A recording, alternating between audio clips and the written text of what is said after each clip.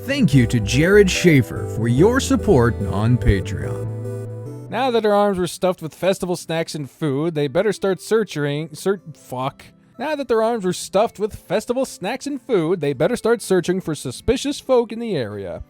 Where should they start? Well, let's start with the first option. The couple arguing behind a crystal structure. Let's see what the couple has to say. Now move it 5 feet to the right. No, my right. Why is the city watch so goddamn useless? Excuse me? Show a little gratitude, you old hag. I didn't even need to help you in the first place. Cole's ears perked up at the whining voice of a familiar coyote. Appeared across the street at one of the many glowing crystals towers that lined the cobblestone road. Two figures were arguing furiously amongst themselves. Wes was huffing and puffing as usual while struggling to shove one of the crystals into position. Next to him, a short woman was tapping her foot in annoyance as she flexed her hand, sparks of violet magic resonating with the glowing crystal. Ooh, a bat. Nice. You know this could have been set up ages ago before the festival even started if the City Watch didn't swamp me with busy work and cut my funding. We were understaffed. Setting up the festival was already a hassle, not to mention this fainting phenomenon that's been cropping up across the city.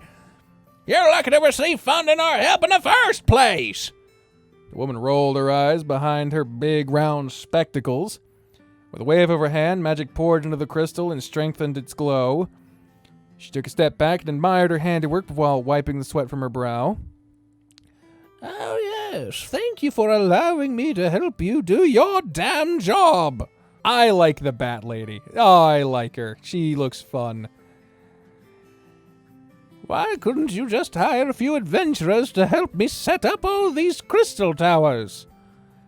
Wes crossed his arms indignantly. The City Watch don't consort with no adventurers. We're an independent and honorable bunch. Didn't you guys get chewed out by the church for jailing the Chosen One yesterday? I love it. I love how the eyes poke out only just to give a shady, like a piercing glance. That was an honest mistake. It's not my fault that she was consorting with the morally corrupt folk like the goddamn Bone Breaker boy. The goddamn Bone Breaker boy.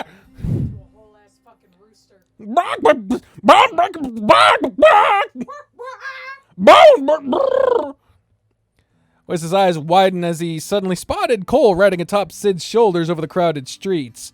The coyote elbowed his colleague and jabbed an accusing finger at Cole. Didn't you say these crystal doohickeys were supposed to sound the alarm if there were suspicious folk in the area? Why is that damn hyena allowed to just walk around willy-nilly? The woman glanced towards Cole and his friends with an unimpressed look. That poor boy is just minding his own business and looking adorable atop his friend's shoulders.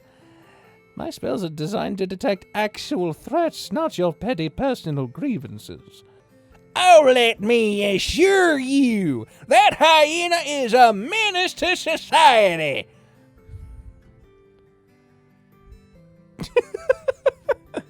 Cole grinned and waved towards Wes enthusiastically. Oh, hey, Wes, did you miss me? He was immediately met with a glare and a raised middle finger. Behind him, Artemy glanced between Cole and Wes with a curious frown. Odd. What was that strange gestures that Sir West just made towards you? Both Sid and Cole sighed tiredly. It's called flipping the bird, Artie. It means... as a sign of great respect towards someone. Cole blinked and glanced up at Sid in shock. What? Oh, it's not. Oh, I see. Thank you for explaining. I always have such a hard time comprehending these strange idioms and gestures. It just slides out the screen, about to go flip everyone off. Sid, what the fuck did you do? Cole elbowed Sid. Dude, you can't make jokes like that around Artemy. She's gonna end up flipping off someone important. Yep. Fucking yep. Cole stared at Sid for several long moments before giving him an impressed nod. Wow, didn't think you were capable of this kind of pettiness. Nice. She's absolutely gonna kill us later, but nice. Not even a moment passed before Artemy enthusiastically thrusted her middle finger towards Wes from across the street with a grin. Wes immediately froze in a flabbergasted shock. His colleague, on the other hand, almost fell over cackling with glee. It appears you've made a friend! What did I ever do to her? Well, besides throwing her in jail, I guess, but she did barrel through a storefront with a wagon. The woman's eyes widened as her gaze snapped towards Artemy with delight. Wait, is that the Creator's chosen? And there she goes. She scurried across the street and grasped Artemy's hand in an uncomfortably tight handshake. It's a pleasure to finally have the chance to meet you.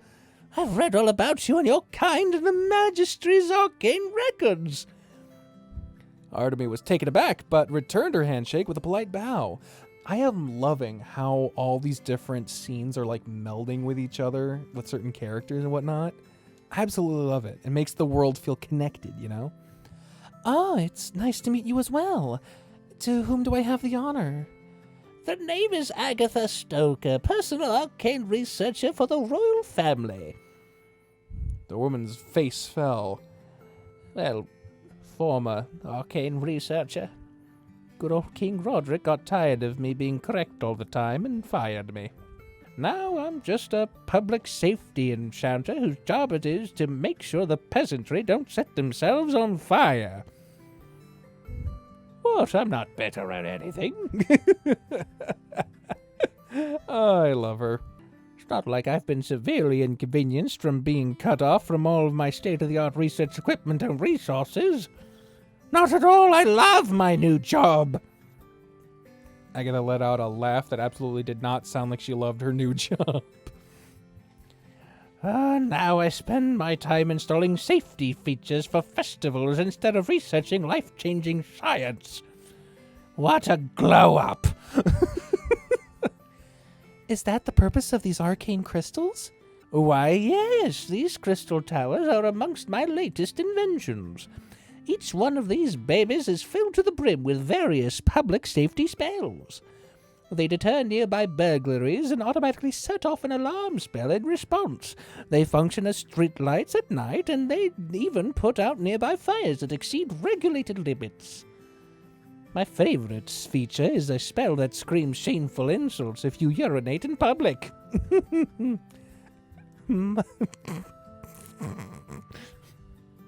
My, that sounds very useful. I'm sure the city is grateful for your efforts. Agatha sighed with a tired smile. Does it? Sure wish I could say the same for everyone. That knockoff cowboy over there is the worst co-worker I could ever ask for. All of this work could have been completed weeks ago. Wes gaped at her, utterly offended. I did all the heavy lifting and carried these blasted arcane crystals. The man rolled her eyes and raised a hand to her ear. Huh? Do you hear that? I think someone is being robbed down the street. What? I don't hear nothing. A shrill wail suddenly filled the air as an alarm spell was set off several blocks away. Oh, sounds like some random citizen is in desperate need of the city watch. Why don't you go humor them, Wes? Wes puffed up his chest and immediately took a mad dash down the street. Ain't no troublemaker gonna cause mischief while I'm around. I'll show you what the city watch is made of. The group watched as Wes struggled against the flow of the dense crowd and eventually disappeared into the distance. Not very bright, is he? The woman adjusted her glasses and turned back towards Artemy and her friends with an overly polite smile. But enough rambling from me. So, Chosen One, who are your companions? Hope everyone is enjoying the festivities. Oh, where are my manners? Allow me to introduce Cole Bonebreaker, the leader of the adventuring party I've joined recently. Hey. Cole squinted at Agatha suspiciously. Behind him, Sid waved awkwardly. Hi, I'm Sid. Yeah, don't care. Oh, fuck. Sid winced and dropped his waving hand. The woman didn't even spare him a look before leaning forward, and grasping Artemis' hand firmly. Yeah, liking the bat a little less now. Like a lot less. Listen, Artemis Gautier, could I humbly beg you for a small favor? As a royal arcane researcher, I specialized in advancing medical procedures and life-giving magic. And no magic is quite as potent and life-giving as celestial magic. Celestial magic from the chosen's Celestial magic from the creator's chosen herself. Well, that provide no end of fucking Christ! Celestial magic from the creator's chosen... I was doing it right! And Celestial magic from the creator's chosen herself. Well, that provide no end of breakthroughs for my thought and research. Cool. Agatha's glasses tinted with excitement. Artemis leaned back uncomfortably from the researcher's closeness. Could I trouble you to provide me with some samples of your magic when you have the time? It would help me continue much of my former work. Think of all the lives you could help me save. Well, if I can assist such altruistic endeavors, I'll be happy to help. It is my sworn duty as the creator's chosen to aid those in need. Agatha clapped her hands with a delighted laugh. Excellent! Oh, excellent indeed. I promise that you will not regret this. Why don't you meet me at my lab tomorrow morning? The researcher laughed and bounced on her feet like a giddy schoolgirl. This day turned out much better than I expected. Wonderful, wonderful. My research will finally advance after all these years. Suck it, Roderick! Artemis, Cole, and Sid watched awkwardly as the older woman cackled blissfully to herself. I think this lady has a few screws loose. Artemis elbowed Cole with a scowl. Be nice. She may possess some of the information we seek. She cleared her throat loudly and turned back toward the giddy researcher. King Roderick. Did you know His Majesty well? What was he like? Oh, you know what people say. He was a decent king who advanced the proliferation of arcane crystals and magical technology. He did wonders in funding arcane researchers such as myself. But behind closed doors, it was all in an effort to save his wife. Agatha sighed. Poor Queen Tabitha. You know, I was in charge of finding a cure for her crippling condition. I was a good researcher, but I wasn't exactly a miracle worker. My methods managed to prolong her life for almost a decade, but eventually her health failed her. I can't blame Roderick for growing frustrated over my lack of progress, but did he really need to throw a tantrum and fire me? I was thrown out of the Magistrary's research halls, too. Such a waste. She adjusted her glasses and shook her head. Oh, there I go, rambling again. I better get going and finish installing these crystal towers. Hope you youngsters enjoy the festival. Artemis, Cole, and Sid waved goodbye as the bat made her leave. As soon as she was out of earshot, Cole elbowed Artemis with a stern look. Jeez, you really shouldn't trust every poor sap you run into. That lady was like a perfect match for our suspect's description. Wizard, wimpy, around 5 foot 10 inches tall. Artemis scowled. That describes half the magical population in the city.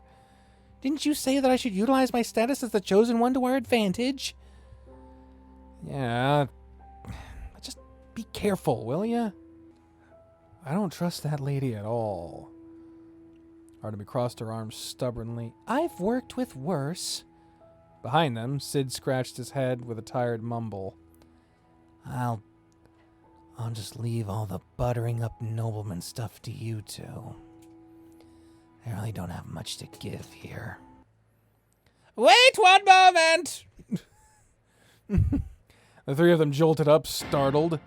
Agatha dashed back toward them with a look of someone who had remembered something important. She leapt at Cole, pinching his cheeks and examining him closely. Ow! Hey, hands off! You! What did you say your name was again? Bonebreaker? Now, why does that sound so familiar? Her eyes widened as she took a step back. Ah, yes, I remember now. One of your fathers broke into my lab many years ago and stole some of my research. I could never prove to the authorities that it was him, but I just knew. This was many, many years ago. Cole rubbed his sore cheeks with a frown. That doesn't sound right. One of his fathers? As much as he hated to admit it, Hamish wasn't the type to get caught if he intended to steal something. Not only left Papa, but he didn't have any interest in magical stuff. What did this mean? If I may ask, how old are you, young man? 23 years? Why? The researcher's eyes narrowed. Oh no. Was the spell to have a child? Oh, fuck me. 23 years exactly. Dawning realization washed over her face. She smiled and stared at Cole with fascination. How interesting. Cole glared at her suspiciously. What kind of research are you accusing my papa of stealing? Agatha let out a quiet laugh and pressed a finger to her lips. That's classified, I'm afraid. Like it wasn't bloody obvious from how she said it. However, might I interest you in volunteering for my research as well? I am certain we can learn much from each other. Cole fell quiet before slowly shaking his head. Hard pass. If I want to know, I'll just ask my papa. Agatha nodded politely and smiled. Oh, yes, Marrow Bonebreaker, an infamously honest man. She bowed her head and proceeded to take her leave again. Cole glared and watched her disappear back into the crowd. Boss, you okay?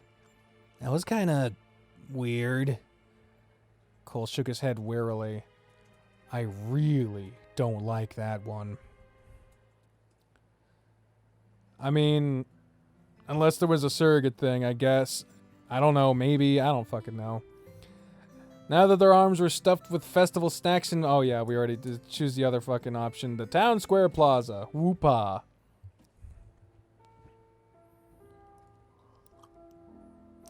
Finally, a crowdless street. Cole breathed a sigh of relief as he pushed his way into the spacious fountain plaza with a sizzling grilled meat kebab in each hand. Festivals were fun and all, but he preferred his toes untrampled. He lost track of Sid and Artemy when he hopped off the Badger's shoulders to buy some snacks from the food stalls. Just one blink and the crowd swallowed them up like a violent ocean wave. Cole sighed and sat on the edge of the fountain, munching his kebabs absent-mindedly. At least he had the chance to enjoy his food in peace. Well, I got a feeling some shit's about to come in and ruin that peace. The three of them had agreed to meet up around the sporting arena for the jousting and brawl tournament later. Finding them again should be simple enough. He just hoped that the two of them wouldn't get scammed while he was gone. Cole blinked and glanced around the street. Oh, he's lonely. Saul's Arcane Curiosities was just a short walk away. Maybe he should pay Clyde a visit? He shook his head furiously. Nah, he probably doesn't want to see me again anyway. Better avoid making any more trouble than I already have. As he took another bite of his kebab, Cole absent-mindedly rummaged around his pockets. Well, here's that second helping of snacks you begged for. Better be grateful, you little... Noodle, you there? No answer. Huh. Well, shit must have sneaked out while I wasn't looking. Oh, one less problem for me to deal with. Cole... That's a fucking Ruby! You need fucking Noodle! Cole munched on his food as he sat in the middle of the plaza. He became self-consciously aware of how awkward he appeared, sitting all by himself in the middle of a festival. His surroundings felt uncomfortably quiet. The sound of his own chewing was deafening as he shuffled awkwardly in his seat. He glanced around, unsure if anyone was watching him. Cole let out a long sigh. I really shouldn't be left alone with my thoughts like this. Where the fuck did everyone go? He gnawed on the wooden stick of his kebab quietly. really use a distraction right about now. Got a feeling. Oh, it appears my locate creature spell has found its mark. Who would this be? We meet at last. Stand up and face me, you traitorous, ungrateful scum. Who the hell is this? Okay, maybe not this kind of distraction, Cole thought bitterly as he squinted. Who the hell? Okay, they look very familiar. They look very familiar. Like, very, very familiar, if you catch what I'm referring to. A foppish young man was strutting across the plaza towards him. A striped hyena, looking about a year or two older than Cole. His clothes were shiny with expensive woven fabric, and his hair appeared as though he spent hours combing it to perfection. This guy was clearly a noble. Around 5'10", too. And also has the most punchable face I've ever seen, Cole quietly noted. As the noble approached, his smug and punchable face fell when he caught sight of Cole. Wait, you're not. I was sure this spell was working correctly. He crossed his arms with an impatient huff. I should be looking for at a dim-witted, one-eyed brute instead of some unwashed peasant. Cole grumbled quietly to himself. Should even bother talking to this guy? Might as well. Oh, shit. Hold up. Not like he's got anyone else to chat with anyway. Who are you calling an unwashed peasant? The other hyena scoffed. Do you see any other naked scoundrels in rags round here? What kind of preposterous excuse for clothes are you wearing? Cole smirked and adjusted his seating position so his legs were spread wider. I just have nothing to hide. Most folks like what they see. He glanced up and down the other hyena with an unimpressed glance. I can see why you would bundle up with such expensive and frilly nonsense, though. Gotta distract folks from your shortcomings, eh? The noble clutched his chest, utterly offended. Excuse me? I will have you know that I am quite the charmer amongst my peers. Ah, a noble who actually knows how to have fun. How scandalous. That's not what I mean. The noble crossed his arms and puffed up his chest indignantly. I do not have to answer to a lowly commoner like you. Do you have any idea who you are speaking to? No, but I have a pretty good idea who you're looking for. What do you want with my papa? Papa? The noble's jaw dropped in a shocked gape. He had children? Yep. Quality bone breaker at your service. Cole bowed comically with his meat kebab still in his mouth. What can I do for you, jackass? The noble stared at him for several moments in disbelief. Don't look anything like this bone breaker man that grandfather described. He's supposed to be this big hulking barbarian, a beastly warrior who is an utter menace to society. You're just some measly runt. Are you sure you're truly his kin and not some stray he picked off the side of the street? Cole scowled. The words dug under his skin more than he cared to admit. Well, I definitely inherited the menace to society part. So who are you and what do you want with Marrow Bonebreaker? If you're one of those fanboys begging to be stepped on, Papa didn't... Fucking hell. Papa does fan meetups every other week. The noble wrinkled his nose at Cole as though he had smelt something foul. I don't need to explain myself to the likes of you. Now tell me where I can find this Marrow Bonebreaker. I was simply on my way to the jousting tournament when I found myself in these disgusting and lonely streets. It was a good chance to catch a glimpse of this uncivilized beast en route. Papa didn't come out during the Firefly Festival. Pompous nobles like you giving him an allergic reaction. The reaction is usually a punch to the face. Well then, he certainly lives up to his barbaric reputation. Cole crossed his arms defensively. Yes, his reputation of being a strong yet kind warrior to his fellow man. Restorer of communities and destroyer of the greedy. I'm pretty sure you've got no right to talk down to him, you pompous little shit! What have you ever done? Noble scoffed and brushed his hair dramatically. You mean you don't know who I am? Surely you jest. I am the great Calder O'Shaughnessy, sole heir to the renowned House O'Shaughnessy. My house is known across the land for their great magical prowess. Oh, fuck me. Oh, fuck. Fuck! Fuck! The possibilities are teasing my brain. My grandfather assisted the late King Roderick himself in countless arcane projects and research efforts. My late uncle has worked closely with the church and became an utter prodigy amongst his magical peers. You will do well to respect your betters, commoner. Cole squinted, unimpressed, as the other hyena rambled on in his face. Ah, oui, what an accomplished family. So what have you done? The noble froze. A taunting smirk spread across Cole's face. Ah, you got nothing, do you? If you had anything worth mentioning, you would have prattled on about it by now. I will have you know I have plenty of accomplishments to my name. An unwashed peasant like you wouldn't understand. I know, I think I get it.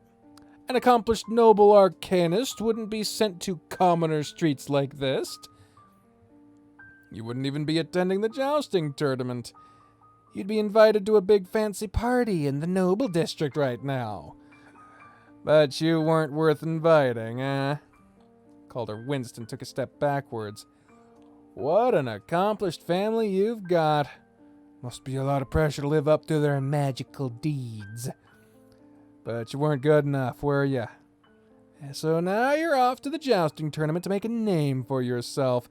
Maybe if you win, you'll finally have something worth bragging about. Do I have the gist of it? Calder gaped at him for several long moments before clearing his throat. He adjusted his collar distractedly. What a wild imagination you have, commoner.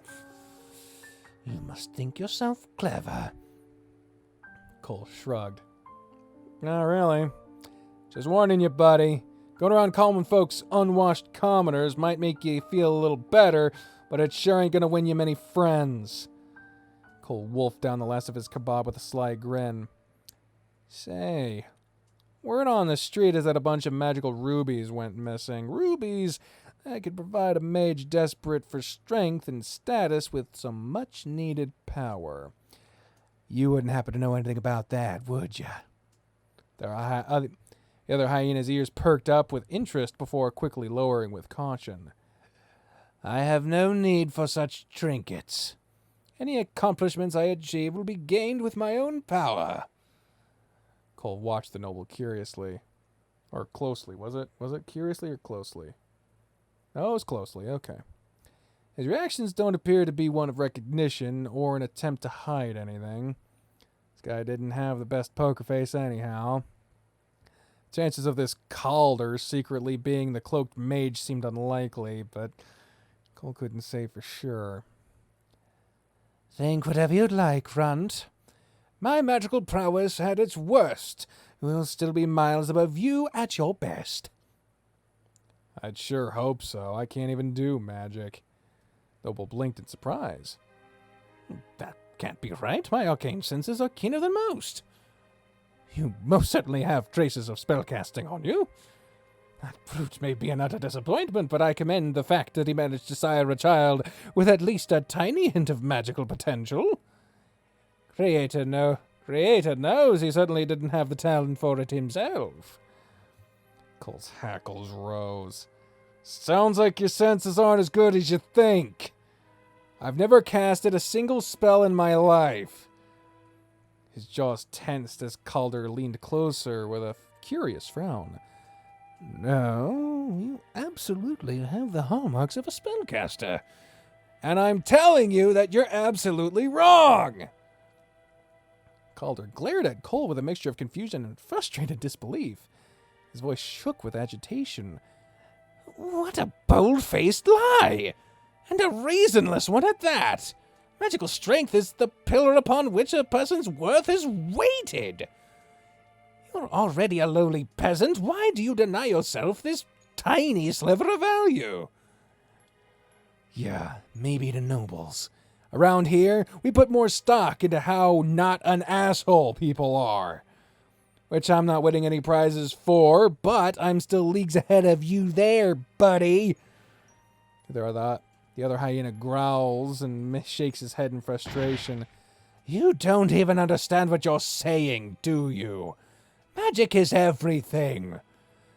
Some people devote their entire lives into arcane studies, endless days and nights spent meticulously studying arcane tombs in hopes of gaining the smallest scrap of magical strength. The militant beratings and beatings we endure so we fail to meet expectations, and you, who was born with potential for magic, so carelessly discarding your own gifts. This is an insult to everything my family and I stand for. Calder panted breathlessly, fangs bared with infuriated frustration. Cole glared back at the other hyena coldly. It certainly hit a sore spot. I don't know what you're rambling about, but let me make this very clear. I am not a mage. Capiche? Calder growled, his shoulders shaking with sheer rage and disbelief. That man has truly poisoned your mind, hasn't he? Just because he was a failure of a mage doesn't mean he has to drag the rest of us down with him. There's not a problem, is there? I don't know who it is. Two of them suddenly jumped. Oh.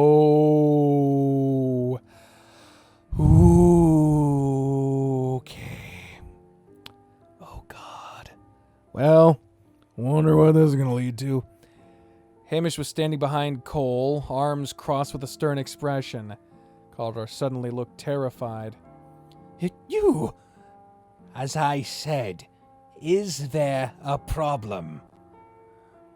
The noble took several steps back, all that aggressive rage instantly evaporated in nervous fear. No, none whatsoever. Why would I even waste my time quarreling with you low-born folk? And what makes you think you have the right to even speak with me? Hamish continued staring flatly at the flustered noble. There's a bruise on your cheek. Where is it from? Calder's hands leapt to his face with surprise. That's none of your business. I've wasted enough time here with you lot. I'll be taking my leave. Hamish nodded and bowed curtly. Very well. Please give Gaius O'Shaughnessy my warmest regards.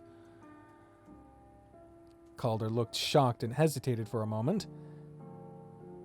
And there he goes. After a beat, he quickly fled the plaza without another word. Cole watched the whole exchange with a raised brow. What was that all about? Hamish shrugged. Not much. Just figured I'd step in before you bit off a bit more than you can chew. I can handle myself just fine. Of course you can. I just wanted to be nosy. Cole stuck his tongue out. You're always nosy. And speaking of being nosy, how do you know this asshole? Hamish stole a quick glance across the plaza at Calder's retreating figure. Well, I don't know this young man specifically, but I did work for his family for some time in my youth. You did? You don't seem the type, though, who'd make nice with nobles. Hamish smirked. Make nice? The last time I saw Gaius O'Shaughnessy, the man was screaming with an arrow sticking out of his shoulder. Mara was not the only one around here with an allergic reaction to nobles. What? You're looking at me funny. Nothing. I just realized that I don't really know much about you. Hamish shrugged. You never asked. Cole scratched his neck and stared at his feet awkwardly. Yeah, I guess not. He cleared his throat loudly. Anyway, what are you doing out here in the Firefly Festival? You never seemed like the celebrating type. I've been tailing you. What? Why? Hamish shot Cole a stern look. The cloaked mage obviously knows you possess one of the missing rubies. If they catch sight of you out in public like this, they might make a move to take it back. You've been using me as bait? You made yourself into a piece of bait. I'm merely here to make sure you don't get snatched. Speaking of which, you really shouldn't be traveling alone like this. Oh, please. Nobody's going to make a move on me in broad daylight in the middle of a crowded festival. Well, where's Noodle if you're so confident? Hamish shook his head firmly. You'd be surprised what people can pull off, especially if this mage is as strong as you claimed. Just promise me you'll stay with your friends whenever possible. It'll make me worry a little less. Speaking of which... Elder Hyena rummaged through the many pockets of his cloak. Hey, the garrote wire. After a beat, he pulled out a small pool of metallic wire, the magic wire, handed it to Cole. Here, I figured you should have this. Cole squinted at the spool of wire suspiciously. If you're trying to drag me into one of your fishing trips again... No! It's a trap wire made out of pure aetherite. It's a metal that conducts magic and spells very efficiently. Since you're not exactly an offensive spellcaster, you might find this sort of subterfuge tool useful.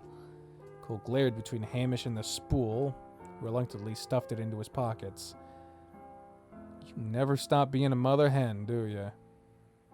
Well, thanks, I guess. Hamish blinked in surprise. Who are you and what did you do to Cole? I don't think I have ever heard you thank me unsarcastically. Cole puffed up his chest indignantly. Oh, this is what I get for being nice for once. Don't expect it again anytime soon. With a huff, he back stomping down the plaza. Hey, where are you going? To find Artemy and Sid. Rather not have you tailing me all day. Go be a mother hen somewhere else. Hamish stared at Cole's retreating figure with an incredulous look. He actually listened for once. I mean, his attitude's still as foul as ever, but he listened. Marrow, what kind of talk did you give him? Wow, this update never ends, huh? Now that their arms were stuffed with... Oh, great, we already fucking... I need some time alone. Okay. Yeah. Let's see what the rest... Oh, to be continued. Oh, the update does end. Yeah, Patreon, licking the chest with the Patreon. All right, that's the end of this update, 0.1.8 of Temptations Ballad. Thank you all very much for watching. I hope you enjoyed it. I know I did. I always do. I love this game. I love Shirakoi's writing and art and his style. It's very pleasant, very fun, very entertaining. If you want to see more, this series or a repeat, Shirakoi's other game, I did a series on what's done of that. You can find a playlist to that linked in the cards. Subscribe and click the bell if you'd like to see more stuff that I do. Like button would be appreciated. Leave a comment. Let me know what you thought of this update. And that's it. Thank y'all for sticking around through the craziness that is my life. And I'll talk to you again later, all right? Bye.